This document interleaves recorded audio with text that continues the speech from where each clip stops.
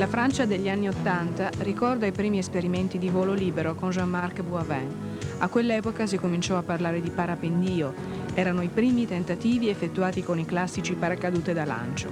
Qualche anno più tardi, esattamente nel 1984, alcuni coraggiosi pordenonesi diedero il via alla tradizione del volo libero in Friuli Venezia Giulia. E questa è la ragione per cui i cieli della destra tagliamento sono considerati area storica. Ai tempi del francese Boivin, la vela, utilizzata a causa del materiale poroso che lasciava passare l'aria, poteva creare inconvenienti tecnici notevoli e quindi offriva un margine di sicurezza molto basso. Oggi i nuovi materiali dell'unica grande ala del parapendio rispondono a standard europei testati da certificazione di qualità e sicurezza. Sono oltre 5.000 gli italiani che praticano questo sport e oltre 400 nella nostra regione. Ma in che cosa consiste esattamente il parapendio? Il meccanismo è semplice. Il praticante, munito di imbragatura e di casco, e dopo aver indossato il paracadute, si prepara al volo meticolosamente. Si adopera per il gonfiaggio della vela, prende la rincorsa e si lancia nel vuoto da un luogo elevato.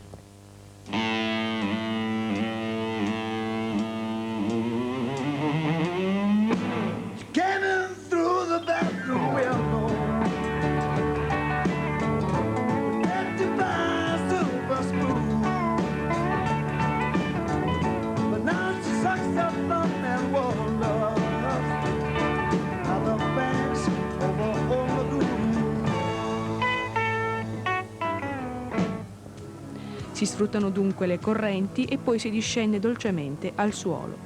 Il contatto radio con la base è costante, potrebbe arrivare uno stop al volo immediato con assoluta precedenza per velivoli di basi militari.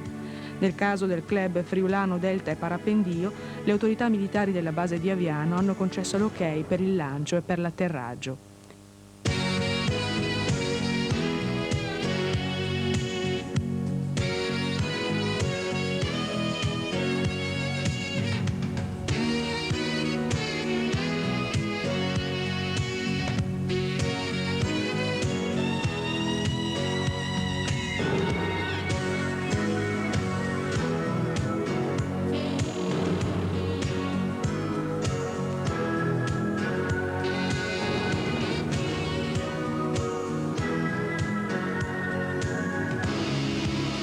Parapendisti non si nasce, non si concede nulla all'improvvisazione.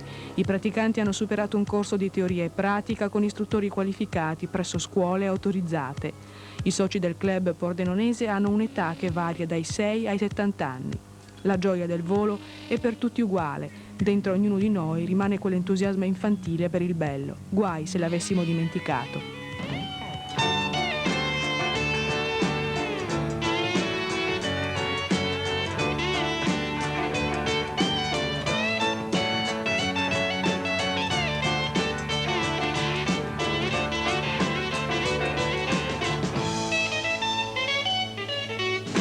So I quit the police department.